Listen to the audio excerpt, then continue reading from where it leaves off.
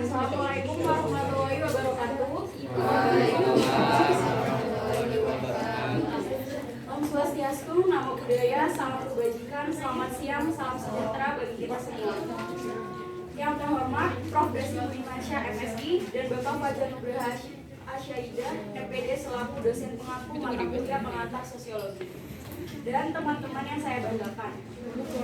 Alhamdulillah, puji syukur kita panjatkan karena berkat rahmatnya kita masih bisa berkumpul dalam keadaan sehat pada siang hari ini. Perkenalkan, saya Dini Sofiana sebagai moderator dalam presentasi kali ini. Kami dari kelompok 3 akan mempresentasikan hasil kerja kami mengenai diferensiasi sosial.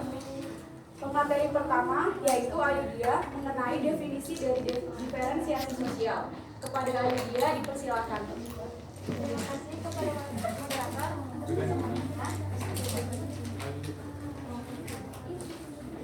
Jadi di sini saya akan menjelaskan definisi dari diferensiasi sosial. Secara umum, diferensiasi sosial merupakan perbedaan antara anggota masyarakat secara horizontal dan setiap pihaknya itu memiliki tingkatan yang sama dan setara. Nah, kalau menurut Sujono Sukanto, diferensiasi sosial itu merupakan bentuk variasi profesi kerja dalam masyarakat yang dianggap sebagai sebuah prestis tanpa memberikan perbedaan-perbedaan yang nyata. Jadi walaupun di lingkungan itu tuh masyarakatnya perbedaan cukup mencolok, tapi tetap aja gitu derajatnya, posisinya, hak dan kewajibannya itu tetap sama. Dan perbedaan itu akan begitu berimbas ke kehidupan sehari-hari masyarakat tersebut.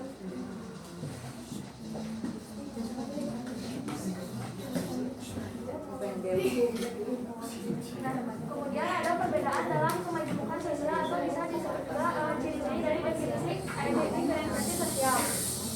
Nah, di sini ada 3. Yang pertama itu ada ciri fisik. Sesuai sama namanya, ciri fisik ini tuh nantinya bakal berkaitan sama ras dan suku bangsa. Jadi individu kan terlahir dari ras dan suku bangsa yang berbeda. Jadi bakal menciptakan ciri fisik yang berbeda juga, mulai dari warna kulitnya, kayak ada yang hitam, ada yang putih, ada yang kuning, matang juga. Terus dari bentuk giginya, dari bentuk matanya, warna mata sama warna rambut juga bakal beda-beda. Terus ada ciri budaya. Ciri budaya itu yang apa ya? Yang nanti tuh bakal ada nilai yang dianggap oleh masyarakat, yang nantinya bakal jadi pedoman kayak agama atau keyakinan. Terus yang terakhir ada ciri sosial. Ciri sosial itu nanti bakal berhubungan sama profesi, karena dari profesi itu bakal menentukan gaya hidup atau pandangan dari setiap orang yang memiliki profesi berbeda-beda. Kemudian di sini ada perbedaan dari stratifikasi sosial sama diferensiasi sosial. Nah, kalau jadi stratifikasi sosial sama diferensiasi sosial itu merupakan bentuk bagian dari struktur sosial. Nah, apa sih struktur sosial? Struktur sosial itu tuh suatu tingkatan dalam masyarakat yang bersifat dinamis atau berubah-ubah dan abstrak atau tidak terlihat. Nah, sebenarnya stratifikasi sosialnya udah sempat dibahas sama kelompok sebelumnya, tapi di sini saya akan menjelaskan lagi sedikit. Jadi stratifikasi sosial ini tuh perbedaan atau penggolongan kelas-kelas sosial di masyarakat secara vertikal. Jadi di stratifikasi sosial itu ada sesuatu yang nantinya bakal dihargai oleh masyarakat, di mana sesuatu tersebut tuh ini akan menjadi tolak ukur dan dasar dalam pengelompokan kelas dan menentukan kelas sosial seseorang. Nah, dasar-dasar atau tolak ukur stratifikasi sosial tersebut ada 4. Yang pertama ada kekayaan atau ekonomi, kemudian keturunan, pendidikan, dan jabatan atau kekuasaan. Jadi apabila ada orang yang memiliki kekayaan yang berlimpah, jabatan yang tinggi, atau keturunan bangsawan dan memiliki pendidikan yang tinggi, maka akan lebih dihargai dan lebih disegani oleh orang yang berada di kelas sosial di bawahnya. Lalu ada diferensiasi sosial. Seperti yang sudah saya jelaskan tadi, kalau diferensiasi sosial itu perbedaan dalam masyarakat yang bersifatnya horizontal atau semuanya berada di tingkatan yang sama dan juga bertingkat ke atas kayak yang stratifikasi sosial tadi. Nah, contohnya yang gampang membedainnya tuh kalau misalnya kayak profesi gitu ya. Profesi itu masuknya ke diferensiasi sosial karena semua profesi itu sama gitu, nggak ada yang lebih baik dan nggak ada juga yang lebih buruk. Nah, kalau misalnya stratifikasi sosial itu kayak struktur organisasi di profesi tersebut, kayak misalnya pekerjaan kantoran. Di situ kan ada direkturnya, ada sekretarisnya, terus ada pegawai kantoran biasanya, ada OB-nya juga. Nah itu tuh kan udah berupa tingkatan-tingkatan atau lapisan-lapisan itu. Nah itu tuh masuknya ke stratifikasi sosial. Nah tapi dewasa ini tuh stratifikasi sosial sama diferensiasi sosial tuh sering terjadi tumpang tindih gitu. Kayak contohnya profesi, dimana sekarang tuh guru tuh kayak apa ya, guru sama dokter gitu misalnya. Dokter tuh lebih disegani gitu daripada guru. Bahkan waktu itu sempat viral juga di sosial media, ada orang yang menganggap rendah orang yang gelarnya itu SPD. Apalagi sekarang guru itu gajian juga sedikit gitu. Nah di sini tuh kan malah yang harusnya setara malah jadi ada lapisan-lapisannya gitu. Nah salah satu tuh kayak gitu, karena semua pekerjaan itu sama, semua pekerjaan itu punya manfaat yang baik bagi masyarakat.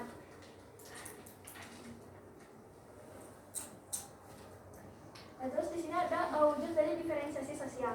Nah wujud dari diferensiasi sosial itu digolongkan menjadi beberapa golongan. Yang pertama ada diferensiasi biologis yang meliputi jenis kelamin, diferensiasi ras, umur, dan intelektual seseorang. Lalu ada juga yang mempengaruhi hubungan sosial kulturalnya, yaitu ada suku, agama, klan, dan profesi. Nah nanti bakal dijelasin satu persatu oleh pemateri selanjutnya. Terima kasih. Terima kasih Aidia. Selanjutnya akan dilanjutkan oleh Fadia mengenai diferensiasi biologis. Untuk Fadia dipersilakan. Terima kasih moderator atas kesempatannya. Di sini saya akan menjelaskan tentang diferensiasi biologis. Yang pertama ada diferensiasi jenis kelamin. Nah kan jenis kelamin itu kan mudah dibedakannya ya, dari ciri fisiknya aja udah beda antara laki-laki dan perempuan.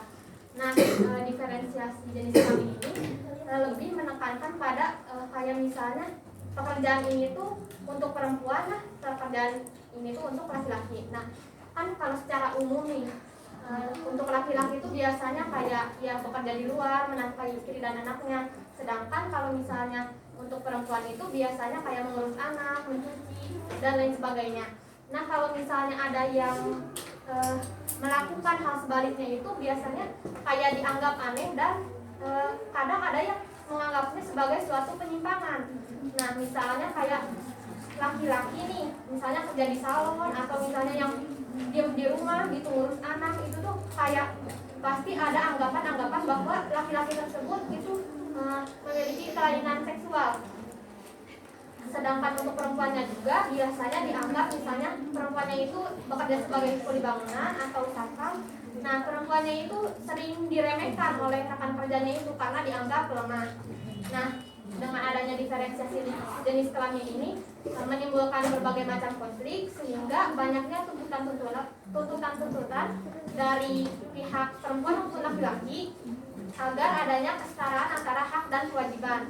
Nah ini tuh salah satu contohnya itu misalnya emansipasi wanita yang dipelopori oleh Raden Ajeng Kartini. Nah bisa dilihat juga ya sekarang tuh kayak di masyarakat modern itu sudah terkikis gitu, sudah tidak ada diferensiasi jenis kelamin. Nah perempuan juga sekarang kan bisa jadi pemimpin ya, contohnya kayak Presiden Ibu Megawati. Nah itu tuh kan ya walaupun perempuan tapi bisa jadi presiden gitu loh. Nah, yang selanjutnya, ya walaupun sudah ada emansipasi wanita ini, tapi ya kita gak bisa menyamaratakan gitu pandangan-pandangan orang terhadap suatu kelompok tertentu. Nah, ada pembeda yang sangat ketara gitulah, yang sangat ketara antara laki-laki dan perempuan. Yang pertama yaitu secara biologis. Yang secara biologis itu kan dari struktur anatominya sendiri, laki-laki itu kan dipandang lebih kuat gitu, lebih besar dari ciri fisiknya juga. Nah jadi dari ciri fisik ini juga jadi menimbulkan adanya diferensiasi jenis kelamin. Terus yang kedua itu ada secara psikologis. Secara psikologis itu biasanya kan laki-laki dianggap lebih dominan, terus lebih mendominasi pokoknya ya daripada perempuan. Perempuan itu kan cenderung lebih penurut. Nah, terus yang laki-laki itu biasanya lebih tegas, lebih daripada perempuan. Sedangkan kalau perempuan itu kayak lebih condongnya itu kan pada kelembutan. Terus ada yang ciri yang ketiga yaitu secara sosiokultural.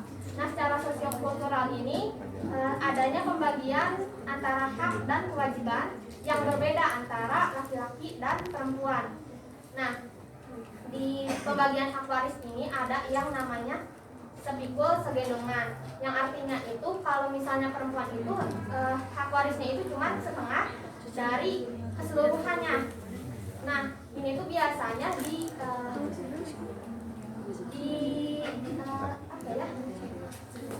diterapkan pada sistem kekeluargaan yang bilateral. Nah, sedangkan untuk yang patrilineal yang ini tuh sistem kekeluarganya itu menarik dari garis keturunan ayah itu biasanya kan kalau laki-laki itu kan lebih banyak hak warisnya daripada perempuan. Ini juga ada di suku Batak. Terus juga kan di dalam Islam. Ini tuh kan pembagian hak waris itu kan biasanya laki-laki itu dapat 2/3, sedangkan perempuan itu dapat 1/3 bagian.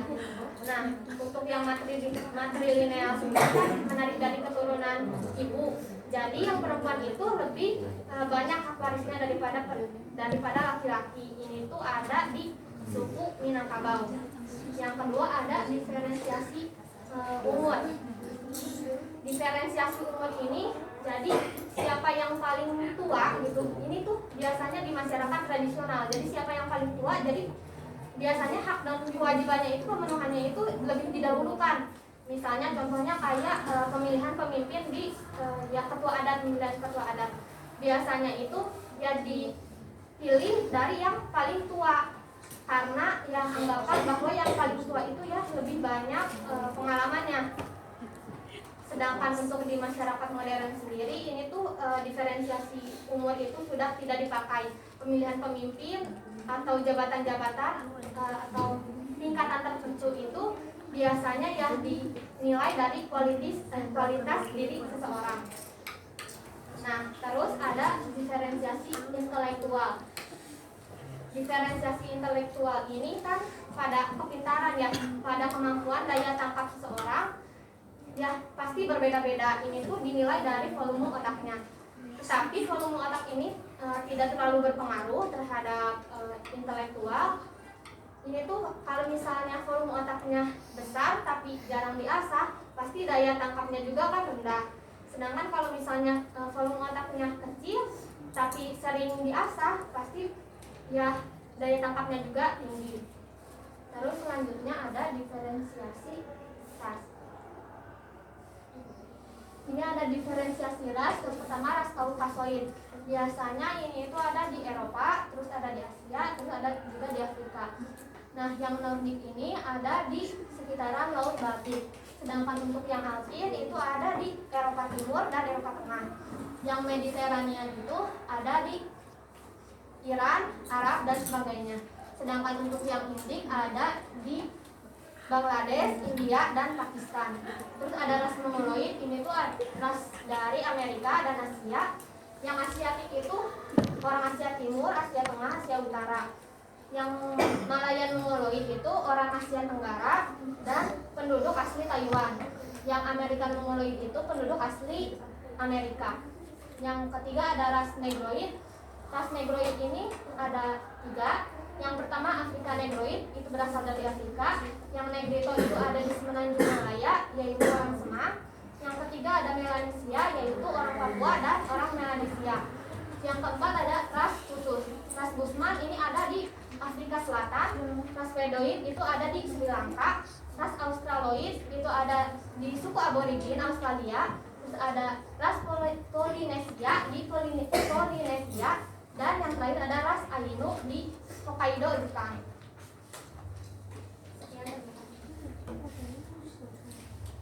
Baik, terima kasih Fadia. Materi selanjutnya akan dilanjutkan oleh Alvin mengenai dampak diferensiasi sosial. Mengenai sosiologi diferensiasi sosiokultural. Baik, terima kasih kepada moderator. Saya di sini akan menjelaskan tentang diferensiasi sosiokultural. Di sini bisa dibagi menjadi 2. Yang pertama ada diferensiasi suku bangsa dan diferensiasi agama. Yang pertama Diferensiasi suku bangsa adalah kelompok masyarakat dengan corak kebudayaan khas dan adanya kesadaran oleh warga yang bersangkutan. Dan yang kedua ada diferensiasi agama.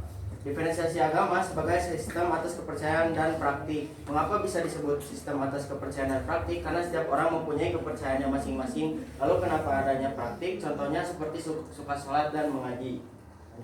Oh bentar, di sini ada logo dari agama Islam, Kristen, Hindu, Buddha, Katolik, dan Kristen. Kembalikan. Islam, Kristen, Buddha, Hindu, Katolik, sama Konghucu, sama Kristen, Katolik, yes.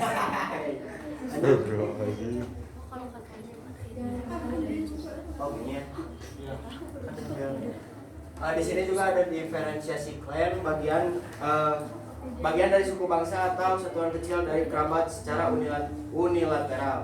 Biasanya di dalam antropologi ada dua klan. Yang pertama ada klan besar dan ada klan kecil. Yang kedua ada diferensiasi profesi, yaitu bisa disebut dengan pekerjaan atau keahlian yang dilakukan untuk memenuhi kebutuhan hidup. Contohnya seperti tentara dan dokter.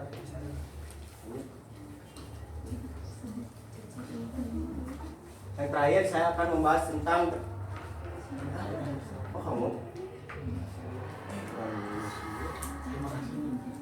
Terima kasih. Baik, materi selanjutnya akan dilanjutkan oleh Putri mengenai dampak diferensiasi sosial.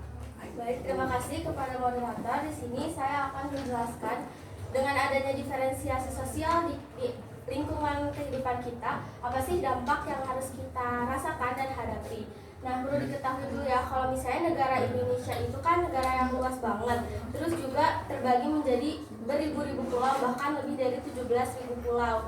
Nah, di mana Indonesia juga berada di antara dua benua dan dua samudra, Samudra Hindia Pasifik dan benua Asia Australia. Nah, dengan keberadaan Indonesia di antara dua benua dan dua samudra ini tuh menciptakan masyarakat yang majemuk, di mana masyarakat yang majemuk ini tuh di dalamnya terdapat perbedaan-perbedaan mulai dari perbedaan ras, agama, suku, dan antar golongan. Menurut Furnival pada tahun 1948, majemuk itu artinya masyarakat yang berkedudukan di suatu wilayah gitu ya, di mana itu tuh berdekatan secara fisik, tapi dipisahkan oleh lingkungan sosialnya gitu. Nah, dengan adanya diferensiasi sosial ini pasti ada dampak yang positif dan negatif yang bisa kita rasakan gitu ya. Nah, dampak positif dari diferensiasi sosial ini bisa kita rasakan dan bisa kita hadapi kalau misalnya kita menyikapi diferensiasi sosial itu dengan bijak. Contohnya ketika kita mengalami atau dihadapkan dengan perbedaan gitu, kita itu tidak menonjolkan atau tidak berusaha untuk menunjukkan sisi yang paling baiknya gitu. Kita juga harus menoleransi apapun yang berbeda dengan kita, dan kita juga harus berusaha untuk memahami dan memaklumi hal-hal yang memang di luar dari apa yang kita yakini atau yang kita percayai. Nah, kalau misalnya kita tidak menyikapinya dengan bijak, yaitu kita kayak terlalu menonjolkan apa yang kita percayai dan yang kita yakini, maka itu akan menimbulkan dampak negatif. Dan ketika kelompok-kelompok yang berbeda ini saling mengedepankan kepentingan kelompoknya, itu juga akan menciptakan suatu dampak negatif. Dan dampak negatifnya ini cenderung menciptakan konflik di antara kelompok-kelompok masyarakatnya.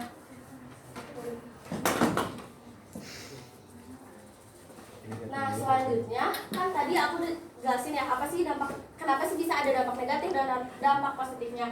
Salah tiga dari dampaknya itu, yang pertama ada interseksi sosial, hubungan primordialisme, dan akulturasi. Pertama aku mau jelasin tentang interseksi sosial. Interseksi sosial ini apa sih? Jadi interseksi sosial ini tuh gejala tumpang tindih yang ada di kelompok masyarakat. Nah, interseksi ini tuh berasal kalau misalnya kita bagi gitu ya, berasal dari kata inter dan section. Nah, section ini kalau misalnya ada di bahasa Indonesia kan seksi, artinya maksudnya seksi gitu. Artinya tuh golongan etnik dalam masyarakat yang majemuk. Nah, kenapa bisa sampai ada interseksi sosial? secara pengertian dulu ya. Secara pengertian, interseksi sosial ini kayak persinggungan atau pertemuan dari antara individu dengan individu yang lain yang memiliki perbedaan, baik itu dari ras, agama, suku maupun antar golongan. Di mana perbedaan ini tuh membentuk suatu kayak kelompok sosial gitu. Nah, interseksi sosial ini bisa terjadi ketika ada interaksi yang intensif antar individunya di dalam suatu kelompok sosial. Nah, interaksi ini tuh dimediai oleh sarana interseksi. Sarana interseksi ini tuh ada banyak. Contohnya itu sekolah. Nah, kalau misalnya kita di sekolah ataupun sekarang kita lagi berada di UPI gitu ya, jurusan pendidikan sosiologi, udah pasti kan kita itu berasal dari latar belakang yang berbeda-beda kan. Mulai dari agama kita juga, agama dan kepercayaan kita tuh kan berbeda-beda. Terus juga kita berasal dari suku yang berbeda-beda, bahkan mungkin ada ras yang berbeda-beda. Nah, kita ini disatukan dan melakukan interaksi secara intensif, yaitu kayak kita belajar, terus kita dipertemukan gitu ya di sini. Nah, itu tuh termasuk gejala tumpang tindih. Artinya di dalam suatu lingkungan ini kita itu ada banyak gitu perbedaannya. Nah, tapi kalau misalnya gejala interseksi sosial ini tidak disikapi dengan bijak, itu tuh akan menimbulkan dampak yang negatif, yaitu cenderung menciptakan konflik gitu di antara kita, di antara orang-orang yang berbedanya. Tapi kalau misalnya interseksi sosial ini dihadapi dengan bijak gitu ya, kayak berusaha untuk saling memahami perbedaannya tadi, itu tuh akan meningkatkan solidaritas di antara sesamanya. Nah, selanjutnya ada akulturasi. Akulturasi itu tingkat lanjut dari interseksi. Kalau misalnya tadi interseksi itu kan kayak cuman pertemuan ya, pertemuan persinggungan antara apapun yang berbeda. Kalau misalnya akulturasi ini tuh udah ada rasa keingintahuan dan ada rasa ingin mempelajari dari apapun yang berbeda di antara kita.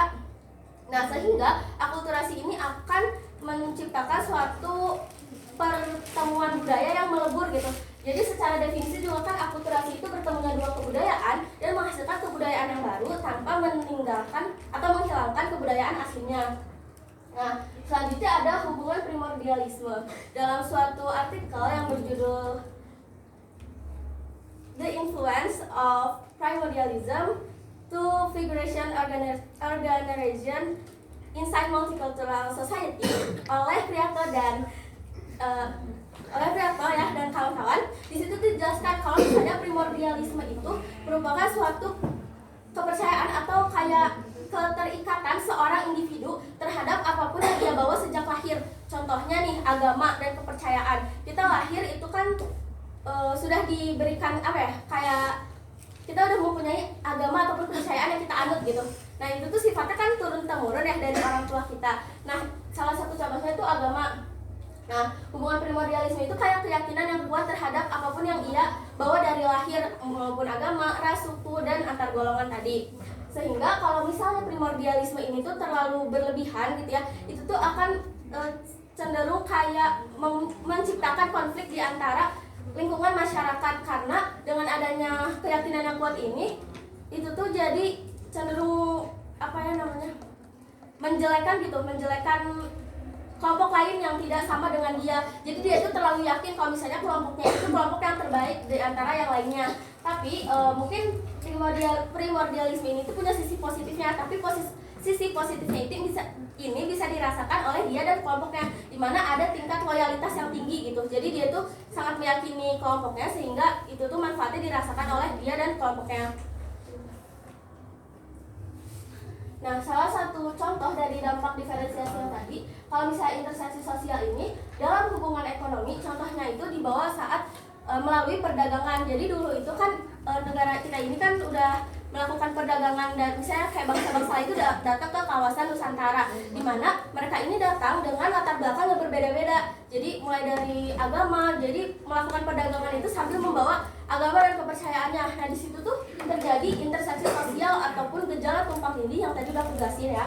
Terus selanjutnya ada dari hubungan sosial. Nah, hubungan sosial ini ada dua. Yang pertama melalui perkawinan dan juga melalui pendidikan. Kalau melalui perkawinan ini misalnya ada dua orang individu yang melakukan perkawinan dengan latar belakang yang berbeda.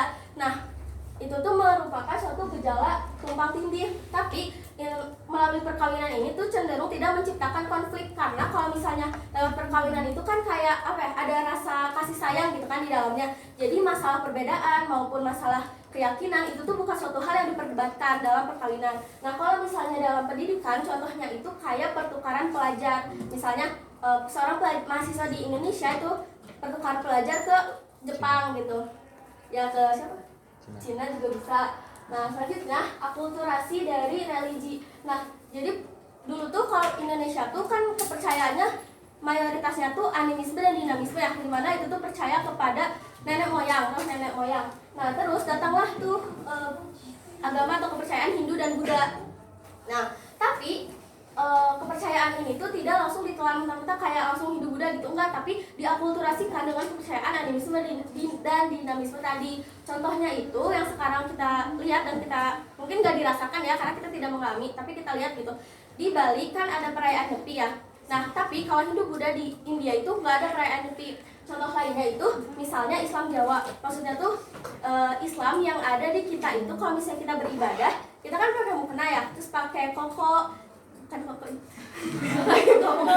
pakai sarung gitu kan. Tapi kalau misalnya di Islam yang di Arab gitu ya, yang ada di sana itu tuh tidak menggunakan itu, tapi mereka itu menggunakan jubah yang besar, terus juga pakai sorban. Jadi ada perbedaan antara Islam antara Islam yang kita percaya, yang kita yakini, dengan Islam yang ada di sana gitu. Tapi perbedaannya ini bukan secara keyakinan ya, tapi lebih ke kayak budayanya aja gitu, kepada pakaian, misalnya media untuk kita beribadahnya. Selanjutnya, peralatan hidup dan teknologi. Contohnya itu ketika ada pembangunan candi di Indonesia. Nah, pembangunan bentuk-bentuk candi di Indonesia itu kan cenderung kayak berundak gitu. Nah, tapi di ujungnya itu kayak ada stupa kan. Nah, stupa itu tuh tempat pemujaan, maksudnya kayak yang ada di Indianya gitu. Yang Hindu Buddha yang ada di Indianya, tapi bentuk di India tuh nggak yang kayak punden berundak kayak kita. Cuman kita itu kayak mengakulturasikan dan kita itu mengembangkannya. Nah, tempat-tempat candi itu tuh jadi tempat pemujaan oleh agama Hindu dan Buddha. Nah, selanjutnya hubungan primordialisme. Seperti yang udah aku jelaskan, hubungan primordialisme ini tuh kalau misalnya dihadapi dengan baik dan kita tuh tahu gitu ya, kita itu harus menyikapi bagaimana dengan bijak kayak yang udah aku jelasin, itu tuh bakal meningkatkan solidaritas dan meningkatkan persatuan di antara individu satu dengan individu lainnya yang berbeda. Tapi kalau misalnya kita menyikapinya dengan kayak mengedepankan kepentingan kita ataupun kepentingan suatu kelompok aja, itu tuh akan menciptakan suatu konflik kayak gitu. Terima kasih. Terima kasih kepada Putri Permata. Materi selanjutnya yaitu Lintang mengenai contoh kasus. Baik, terima kasih kepada moderator atas kesempatannya. Di sini saya akan menjelaskan tentang salah satu contoh konflik, dua contoh konflik dari diferensiasi ras. Awalnya dalam kehidupan bermasyarakat, setiap orang sama setiap kelompok itu pasti berhak untuk mendapatkan haknya masing-masing. Kayak misalkan perlakuan yang sama atau setara dengan masyarakat yang lainnya. Nah, di dalam masyarakat juga ada yang namanya perbedaan atau diferensiasi sosial. Nah, seperti kayak ciri fisik, ciri sosial, ciri budaya. Nah, dari situ tuh dapat menimbulkan seperti sikap-sikap primordialisme, etnosentrisme, dan diskriminasi. Nah, dari ketiga sikap tersebut berpotensi besar untuk menimbulkan suatu konflik. Kayak contohnya yang pertama ada ras Melayu dan ras Melanesia. Di situ bisa kita lihat ya, kalau misalkan ras Melayu sama ras Melanesia itu kita lihat dari jumlah penduduknya, ras Melayu itu lebih mendominasi daripada ras Melanesia. Nah, di situ tuh dari rasa mendominasi itu suku Melayu, orang-orang Melayu itu merasa kayak lebih tinggi derajatnya daripada orang-orang Melanesia. Udah kayak gitu, mereka tuh membangun tekanan sosial seperti memandang remeh, terus kayak ngata-ngatain, kayak terkhusus pada orang-orang suku Papua yang lebih sering mendapatkan perlakuan diskriminasi. mereka tuh kayak sering dikatain kayak mirip monyet, terus mungkin dikatain dekil, terus dipandang remeh. Nah, si pandangan-pandangan itu tuh makin berkembang secara turun-menurun. Jadi sampai sekarang tuh masih ada yang kayak gitu. Terus dari perlakuan-perlakuan rasis orang-orang Melayu kepada orang-orang suku Papua ini menimbulkan perlawanan dan pemberontakan dari orang-orang Papua. Udah kayak gitu, perlawanan itu tuh tetap dianggap remeh sama orang-orang Melayu tuh, kayak si suku Papua ini tuh kan ingin memisahkan diri dari Indonesia. Nah, mereka tuh bilang kalau misalkan Papua tuh gak bisa berdiri sendiri, jadi tetap dianggap remeh. Terus sampai ke perlawanan, orang Papua tuh melakukan perlawanan yang lebih keras lagi lewat jalur militer kayak kekerasan bersenjata, sama lewat jalur diplomasi. Terus yang kedua ada WNI non pribumi yang mendapatkan perlakuan diskriminasi di Yogyakarta.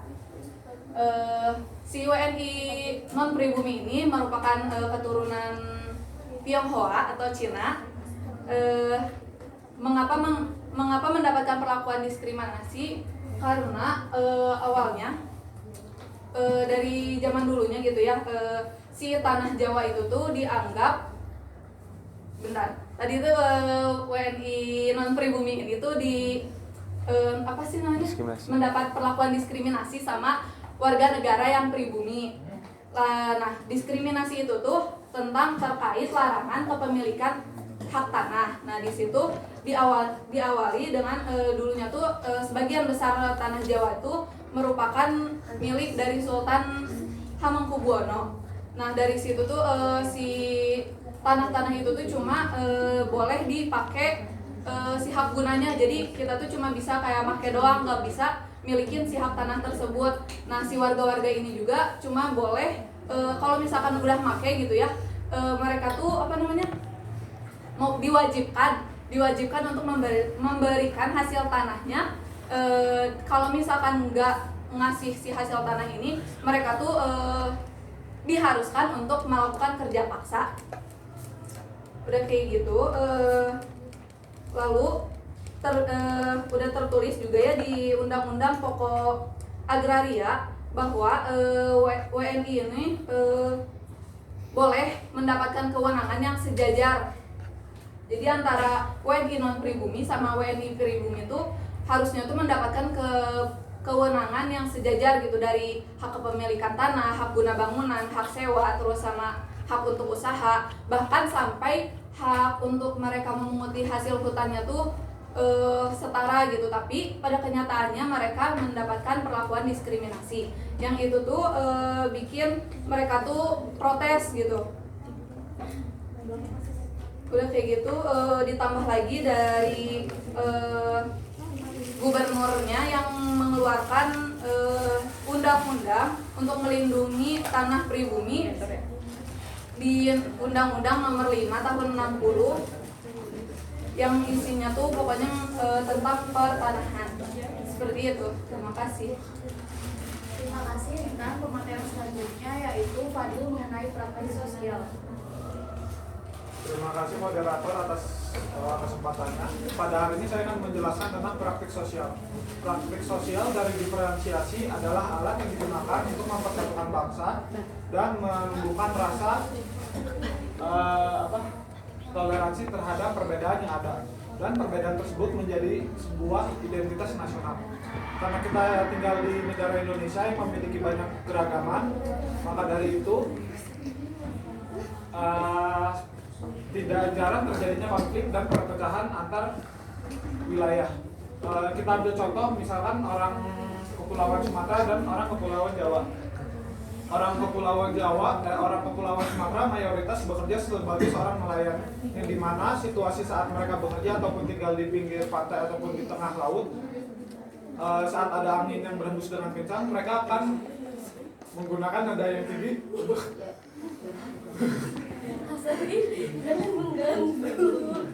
berbicara kepada yang lainnya agar apa yang dia sampaikan tersampaikan kepada orang yang dituju. Berbeda dengan orang di Kepulauan Jawa yang mayoritasnya bekerja di dataran tinggi ataupun di dataran rendah, Udah terakhir.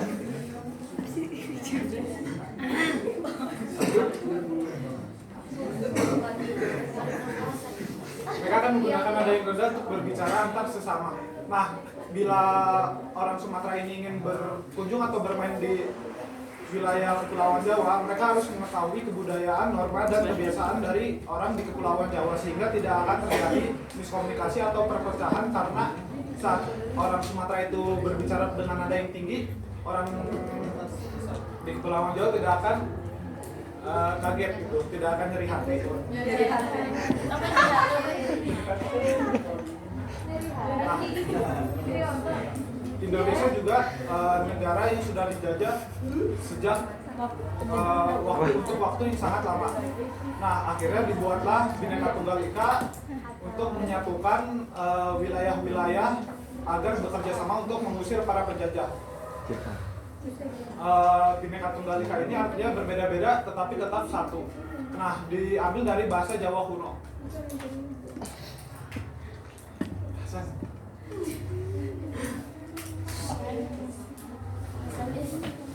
Nah, Bhinneka Tunggal Ika ini juga digunakan hingga saat ini karena untuk saat ini Indonesia beragam. Karena kalau tidak mungkin saja ada suatu kaum yang tertindas oleh kaum mayoritas lainnya. Nah, identitas nasional adalah identitas suatu bangsa atau negara. Nah, kalau di Indonesia, contoh identitas nasionalnya adalah bahasa Indonesia karena hampir semua warga Indonesia bisa berbicara dengan menggunakan bahasa Indonesia. Sekian dari saya, terima kasih.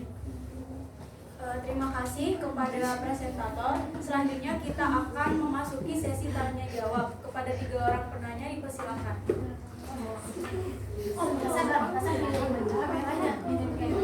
Coba dong.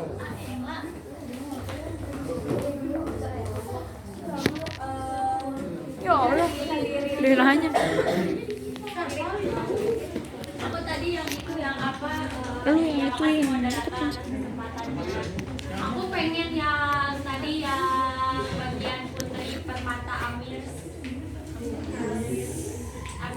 sama yang itu dia. Nyambung juga sama yang bintang sih sebenarnya pertanyaannya. Nyambung juga dari awal yang tadi definisi. Kan maksudnya definisi diferensiasi sosial tuh tentang kesetaraan gitu kan, sama semuanya tuh dianggap rata gitu. Terus dampak negatifnya tuh kan ada tiap kelompok tuh berbeda saling mengedepankan kepentingan kelompoknya. Nah ini juga nyambung kayak etnosentrisme tadi yang kayak menganggap bahwa sukunya atau agamanya atau misalkan etnisnya tuh paling benar atau paling baik di antara ras yang lain, sara yang lain gitu ya.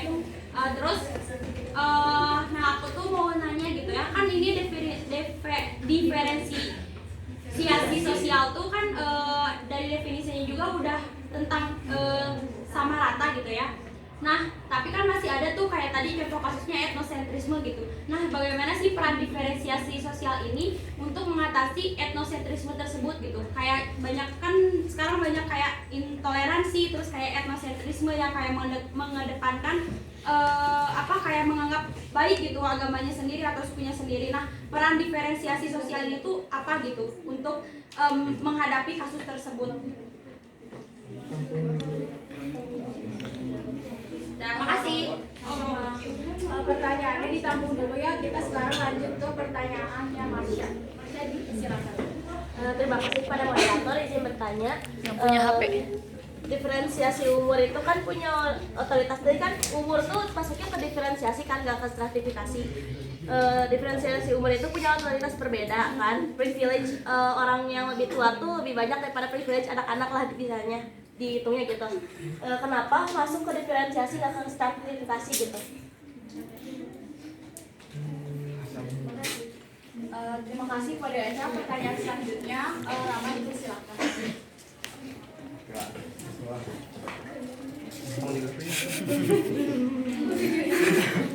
Jadi kan belakangan ini ramai gitu di Twitter tentang bukan yang itu. Apa? Kebaya hitam sekarang mah. Ada yang kebaya hitam. Mau gak? Mau tahu gak? Itu tenda Cianjur yang ada tulisan gerejanya dicopotin. Soalnya kan masyarakat muslim di sana teh merasa kalau ini teh bentuk kristenisasi gitu kan. Full. Nah menurut saya ini merupakan suatu pembatasan hak apa sih agama orang-orang yang beragama Kristen dari orang-orang beragama Islam. Nah, apakah pembatasan hak ini masih bisa dilakukan gitu di diferensi sosial? Nah, menurut kalian apakah dengan adanya kasus tersebut, apakah perbedaan agama masih bisa disebut sebagai diferensi sosial atau lebih cocok untuk disebut sebagai stratifikasi sosial? Terima kasih. Jelas ya, dulu lah.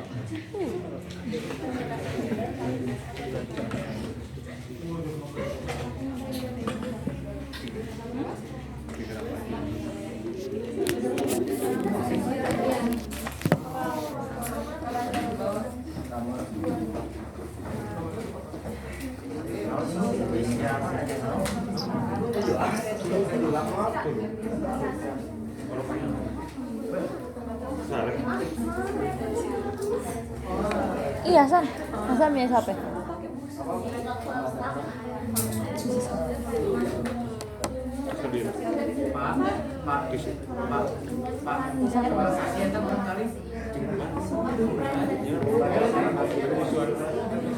Terus kayak punya aja.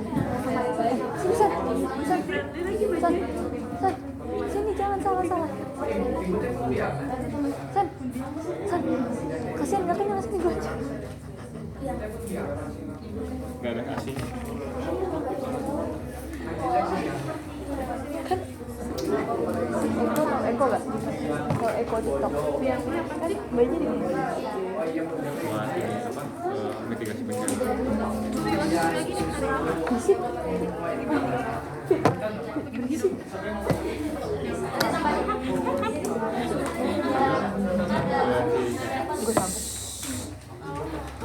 Gue tampuk. Beda ya? Baik, di sini kami akan menjawab pertanyaan dari ketiga penanya. Coba. Tadi untuk pertanyaannya Farida, apa sih peran diferensiasi terhadap sikap etnosentrisme gitu ya? Dilihat dari dampaknya. Nah, kalau menurut aku sebenarnya itu bukan peran diferensiasinya, karena diferensiasi itu hanya pembagian atau bukan pemisah, kayak ya perbedaan gitu.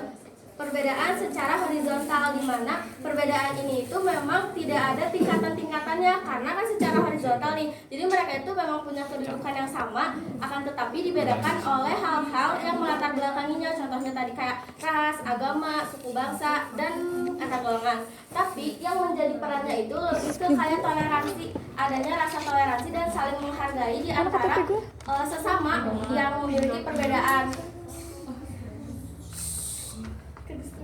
Nah, jadi gimana sih seorang individu yang ketika dihadapkan dengan perbedaan dan dia itu harus tetap menjunjung tinggi definisi dari diferensiasi tadi, yaitu diferensiasi hanya sebagai pembeda dan tidak ada yang menyebabkan seseorang lebih di atas dari seseorang yang lainnya gitu. Jadi itu tuh lebih kembali ke dirinya masing-masing, di mana dia bisa menempatkan dirinya dalam suatu perbedaan. Nah, kalau untuk perannya sendiri tadi ya, yang toleransi dan juga saling menghargai, sebenarnya gak jauh beda ya definisinya.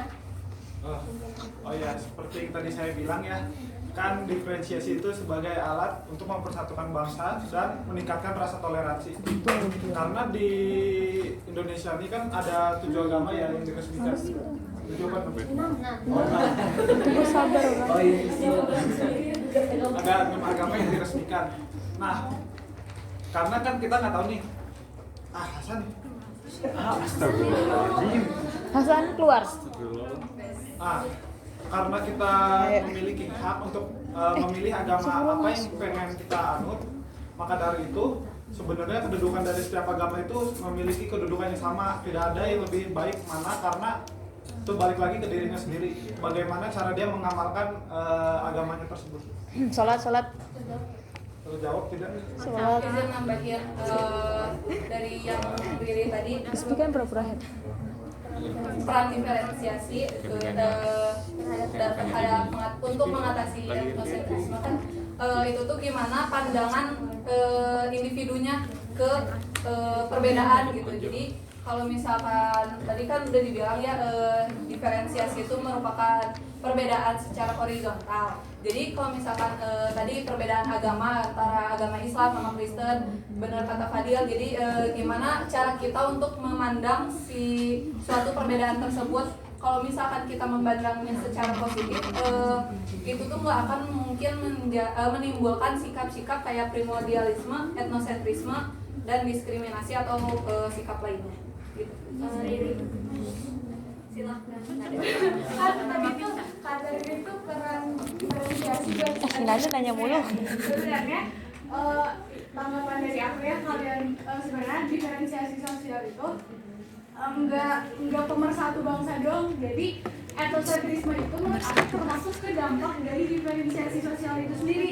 Bener banget tadi peran diferensiasi sosial itu sendiri cuma sebagai pembeda aja, pembeda tapi yang sejajar itu loh, yang secara horizontal. Nah tapi buat untuk etnosentrisme sendiri itu tuh menurut aku tuh masuk ke dampaknya. Dampak diferensiasi sosial itu sendiri itu ada bisa terjadi integrasi, ada juga disintegrasi. Yang tadi kalau integrasi itu yang udah sering kalian bahas pemersatu bangsa, sedangkan yang disintegrasinya itu bisa karena adanya sikap etnosentrisme itu sendiri. Jadi kalau menurut aku etnosentrisme itu tuh masuk ke dampaknya yang bikin jadi pemecah. udah terima kasih. Nah, ini udah terjawab. Sudah. Jadi kayak misalkan si diferensiasi ini tuh bukan suatu hal yang teori yang kayak misalkan kayak aku kan, kalau misalnya teori adil kan otomatis ada penyelesaian masalahnya kan, dari misalkan kayak goalsnya tuh kayak gimana, terus kayak pemeliharaannya tuh kayak gimana. Nah kalau misalnya si diferensiasi ini tuh sebagai pembeda doang gitu, kayak teori pembeda doang gitu, bukan kayak teori-teori yang kemarin-kemarin gitu. Jadi bener banget tadi aku ngerti gitu ya apa yang dimaksudkan kalian gitu. Jadi kalau si etnosentrisme itu maksudnya ke dampak dari diferensiasi ini, bukan diferensiasi ini tuh kayak ada penyelesaian masalah buat etnosentrisme gitu gak sih? Ya, izin menambahkan. Jadi sebenarnya kalau untuk penyelesaiannya sendiri kita tuh bisa lihat dari dampaknya dulu. Misalnya tadi yang menurut Nada, benar juga aku setuju banget, itu tuh termasuknya ke dampak gitu. Nah kita bisa lihat dulu deh dari dampaknya ini dampak negatif atau dampak positif. Udah dipastikan kalau misalnya yang butuh penyelesaian itu kan pasti dampak negatif kan. Nah pasti ada penyelesaiannya, tapi penyelesaiannya itu lebih ke dibalikin ke kayak individunya lagi gitu loh. Dimana kita ini kan masyarakat yang multikultural, yang majemuk, yang pasti tuh ada nilai-nilai yang ditanamkan ke individu melalui proses sosialisasi ataupun yang lainnya. Nah nilai-nilai itu diturunkan untuk dilakukan lagi gitu sama seorang individu itu. Misalnya nilai-nilai toleransi, nilai-nilai saling memahami sesamanya kayak gitu. Jadi penyelesaiannya pasti ada, tapi dilihat dulu dari dampaknya apa yang dirasakan, apa yang terjadi. Terima kasih Putri Permata. Selanjutnya kita akan menjawab pertanyaan dari Marsha. Ya izin menjawab ya pertanyaan dari Marsha. Kan diferensiasi umur itu kenapa enggak stratifikasi? Kenapa diferensiasi? Kan diferensiasi itu kan ya setara gitu ya kan. Kalau umur tuh kan enggak ada misalnya yang umurnya lebih lama, enggak kayak misal tingkatannya lebih tinggi, enggak gitu. Kan kalau misalnya diferensiasi itu kan ya setara umur, kan enggak ada yang lebih bagus atau yang lebih rendah gitulah. Nah terus tadi itu kan udah dijelasin ya, kalau misalnya diferensiasi umur ini cuma ada di masyarakat tradisional. Jadi di masyarakat modern ini sudah terkikis gitulah, sudah tidak dipakai diferensiasi umur itu. Ya. Nanti masuk ke stratifikasi ya, berarti kalau di internasional. Izin menambahkan. Jadi aku mau menambahkan dari Fadia tadi ya, kenapa sih diferensiasi umur masuknya ke diferensiasi, kenapa nggak stratifikasi? Karena yang kita lihat di sini itu umurnya itu kan umur tadi yang aku menegaskan ya, jadi umur itu nggak ada yang di atas, nggak ada yang di bawah gitu. Semua orang nih pasti punya umur kan. Nah jadi itu tuh agak ada pembeda secara stratifikasi. Tapi ketika dilihat dari misalnya di masyarakat yang tradisional, misalnya orang yang lebih tua itu jadi punya tingkatan yang lebih tinggi, itu tuh dampaknya Jadi ketika seorang individu mempunyai umur yang lebih tinggi, misalnya seorang tua gitu yang umurnya 60 tahun terus punya anaknya 30 tahun, terus yang menjadi pemimpin dalam suatu misalnya suku gitu ya, kepala sukunya tuh orang tuanya gitu. Itu tuh dampak dari diferensiasi sendiri. Nah itu tuh diterapkan di masyarakat tradisional. Karena tadi kata Fadil udah ditambahin kalau misalnya di masyarakat modern itu udah nggak diterapkan. Jadi ya itu tuh bukan termasuk stratifikasi gitu, masih tetap termasuk ke dalam diferensiasi yang biologis. Terima kasih Putri. Masya, apakah terjawab? Ya, terima kasih.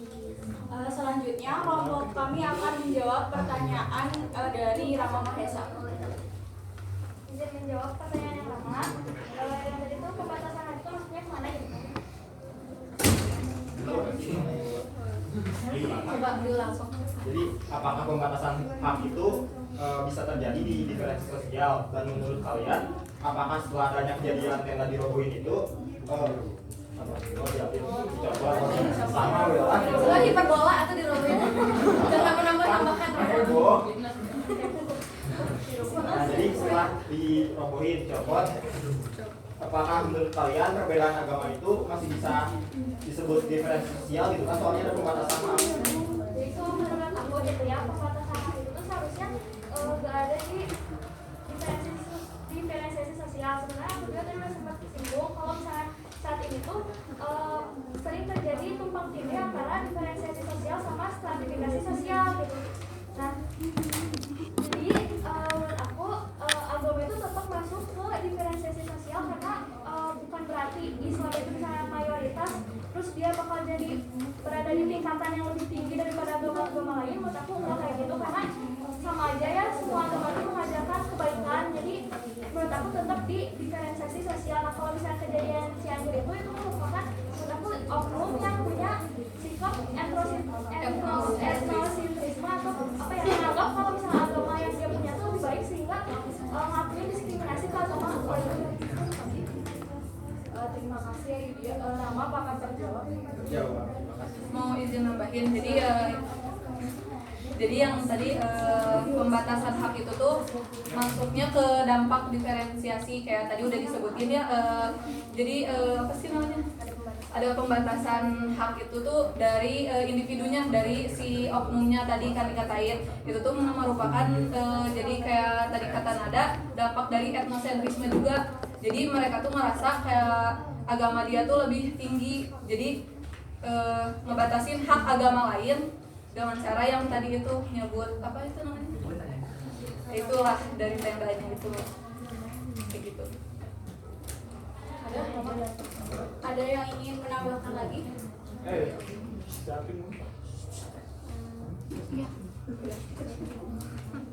Udah, nggak ada yang ingin menambahkan? Baik, jika tidak ada yang ingin menambahkan lagi, dengan berakhirnya sesi tanya jawab ini saya akan memberikan kesimpulan.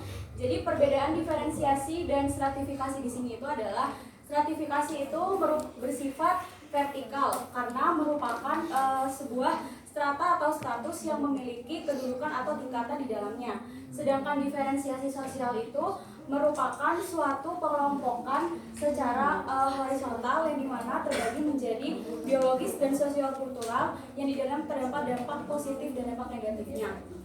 Dengan berakhirnya sesi tanya jawab dan kesimpulan, kami akan mengakhiri juga presentasi pada kali ini. Mohon maaf apabila ada kesalahan kata. Wassalamualaikum warahmatullahi wabarakatuh.